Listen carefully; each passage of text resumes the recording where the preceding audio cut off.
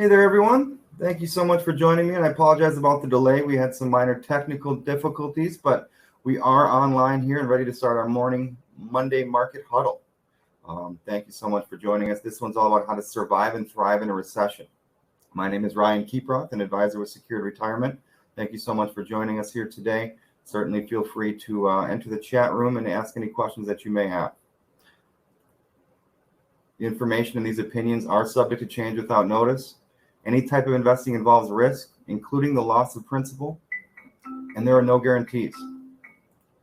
Our firm does not assume liability for any loss which may result from the reliance by any person upon any such information or opinions. The information or opinions contained here are for general information only. It shall not constitute an offer to sell or solicit any offer to buy a security or investment. It's not intended to be used as a sole basis for financial decisions, nor should it be construed as advice designed to meet your particular need. You should always consult with your financial advisor prior to making any decisions based on any specific information contained here. And our advisory services are offered through Secured Retirement Advisors, LLC, and we're registered with the SEC. So, like I say, this is all about how to potentially survive and thrive in a recession.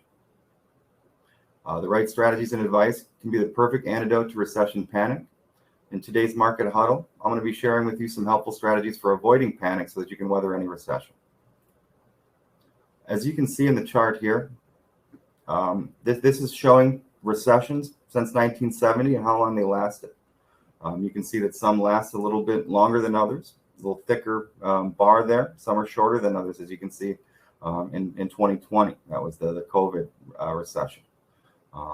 They don't occur at regular intervals, but what we do know is that there's a 65% chance of a recession occurring during any 4-year period. There have been 15 recessions over the past 100 years or so, so that breaks out to an average of once every 6 or 7 years. Since 1900, the average recession has lasted about 15 months, and the average expansion has lasted more than 3 times as long, at about 48 months. The Great Recession of 2008-2009 lasted about 18 months. And that was the largest period of economic decline since World War II, whereas the 2020 recession lasted just 2 months, which is the shortest on record. In the end, it's important not to panic, to stay calm during this, because recessions are a natural part of the economic cycle. If you have a level head, helpful resources, and the right plan, you can survive and potentially thrive in any recession. Again, first strategy is not to panic. You don't want to make emotional investment decisions. You want to use logic. You certainly, mistakes can definitely happen if you are being too emotional when you're deciding whether to buy or sell or how to invest. So it's important to rely on logic rather than emotion. You want to also be strategic. You don't want to be greedy when making these decisions. Sometimes what seems like a great deal is actually a terrible deal on the way to the bottom.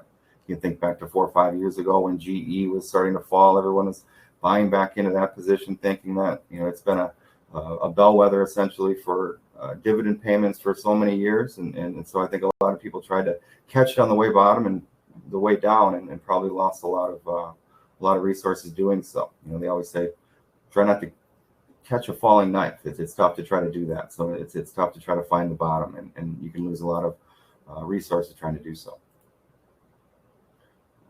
Another important thing is to evaluate your decisions carefully. If you see an opportunity that feels right at the time, give it a little time just to consider your options, make sure that you're making the right decision for you and your family. You want to get some advice before making a move. That's really important as well.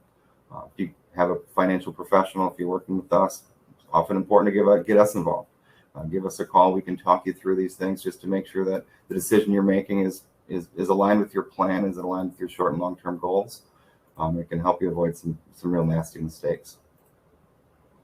Another important strategy is to make sure that you keep plenty of cash on hand. That'll prevent you from liquidating your portfolio during a downturn. You want to make sure that you know where your income is going to come from for the next few years so that you don't have to sell out to meet your income needs. You want to make sure that you have a solid income plan. I would say this is probably the most important step that you should take. It should be stress tested for situations such as this. We like to stress test looking back at 2008, looking back at the dot-com bubble, looking back at some other hard times, just to make sure that your portfolio, your financial plan, your income plan is well positioned to be able to weather those storms, and it doesn't risk you not having enough money pay the bills, to put food on the table, those sorts of things. So make sure that you have a solid income plan in place. This chart is showing long-term market performance from 1928 until 2022. Since 1928, the U.S. stock market has experienced 10 bear markets. A bear market happens when the major market index drops 20% or more.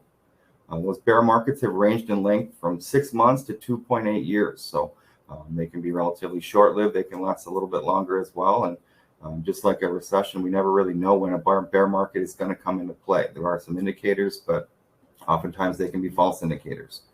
So important that we can't really time the market. And they always say that time in the market, the amount of time that you spend invested in the market, is so much more important than trying to time the market or timing the market. That's the presentation. That kind of explains our thoughts on how to go about weathering these recessions and these market downturns. Next Monday, we have another webinar. It's on July 25th. It's going to be a first half market update. It's going to have our Chief Investment Strategist, Nate Zeller. He'll be able to talk you through how the first half of the year has went for the markets, for our portfolios, and answer any questions that you have about that. And then after that, the next one is going to be all about taxes. It's going to be about the tax storm, what might be changing, and how to make sure that you're prepared to manage your tax situation effectively. That said, we're here for you. We'd love to have a conversation with you about things. If you're a client, certainly happy to have that conversation. Make sure that you're well positioned. Also happy to talk with you. If you're relatively new to secure retirement, love to have that conversation with you just to make sure that you know how we can help. With that being said, I'll open it up for any questions that anyone may have. I'll wait a couple of minutes in the chat box to make sure that anyone who may have a question, that I can help and potentially answer that question for you. So please feel free.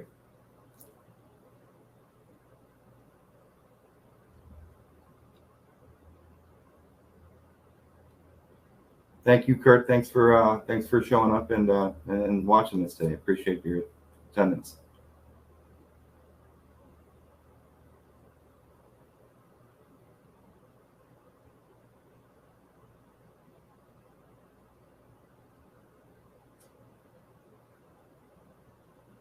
All right, I don't see anything coming through. Relatively short but sweet market huddle. Certainly available to answer any questions that anybody has.